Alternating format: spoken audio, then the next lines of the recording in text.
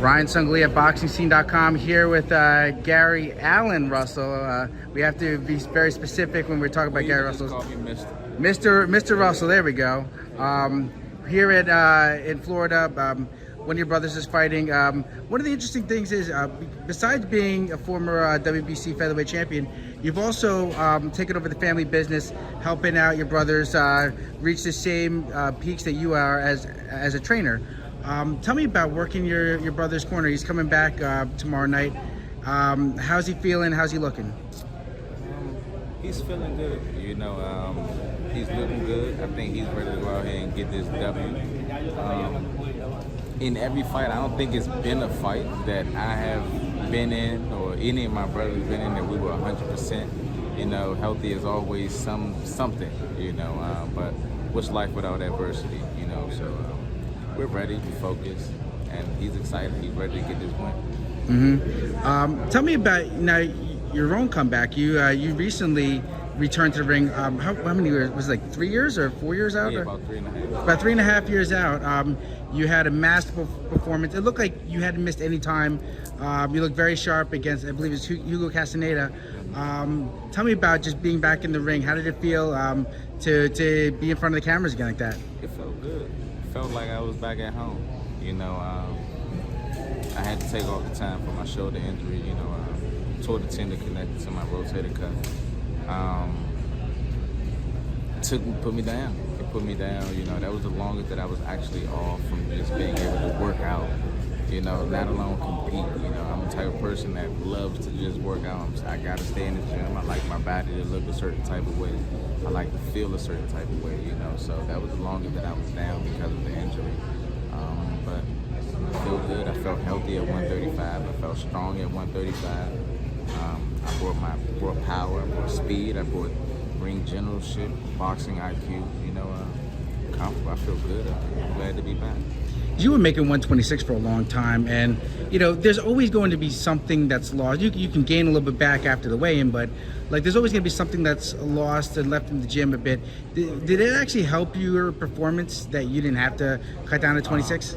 Yeah, well, I think it definitely helped. Actually, I was planning on moving up in weight after that bullshit ass match with Messiah. I was planning on moving up in weight. But I suffered the injury anyway. I was going to challenge the champion above me for the title. But everything happened for a reason, you know. So now we're back. We're back at 35. I feel comfortable at 135. Anybody at the 135-pound division, if you feel as though you got the skill set to fuck with me, then bring that shit. Interestingly enough, Messiah was there. He fought on the same card as you on the, I believe it was the Pacquiao card. You saw him. Is that something you want to run back? Yeah, that's something that I would entertain just for shits and giggles. You know what I'm saying? That's something that I would entertain just for my personal vendetta. But to be honest with you, as with Mazar Universal, it doesn't matter what your ethnicity is or your ethnic group. You got your ass beat, you know you got your ass beat. Mark know he got his ass beat when he fought me that night. So like, so tell me, like, you know, you're at 135. You know, that division's still kind of wide open, you know, because, you know, there's Tank is there, but you know, he looks like he has, you know, some unfinished business to handle. What do you want to do at 135? Man, I want Lamont Roach. I want Lamont Roach. I want to do it right at home in our city. There's no fight that Lamont Roach would be able to make currently that would be bigger as far as revenue or just as notoriety, exposure, publicity than to fight against me at home.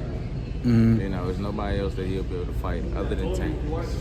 Unless he's rematching with Tank, there's nobody else that he'll be able to fight to generate the amount of revenue that we'll make and stuff like that. And I'm back at home, so we'll see. Have you ever moved with him before? No. Like, it's just, I mean, DC, that area, it's, you know, it's a big city, but it's still kind of a small world. Like, have you guys like run into each other before, things like that? I mean, yeah. I mean, we know each other. We definitely know each other. You know, my family supported his family from afar, and probably vice versa. You know, they came up a little after me. You know, but I think it's great. You know, it goes to showcase the city and the skill set that, you know, the area brings. You know, the city has talent all over the place. Now let's just see who's the best within the area. It looks like you guys could do like a mini tournament in you know, just the DMV area with Tank, you, Lamont. I mean, there's so many fights that can be made at 135. Yeah, it's definitely a couple fights that we made. You know, like I say, Tank has stuff going on. I don't know what he has going on. You know, he has his own. We have a life outside of boxing. You know, for the fans, hopefully you guys understand that. You know, so whatever Tank is going through personally outside of boxing, hopefully, you know, God willing, he can get through it. You know, but he got shit that he's handling right now. So right now, I'm on Lamont Roach. Mm-hmm. Simple. And lastly, you know, do you have a date yet for when you're back? Nah, talk to Lamont Roach. Talk to Lamont Roach and get back at me on that.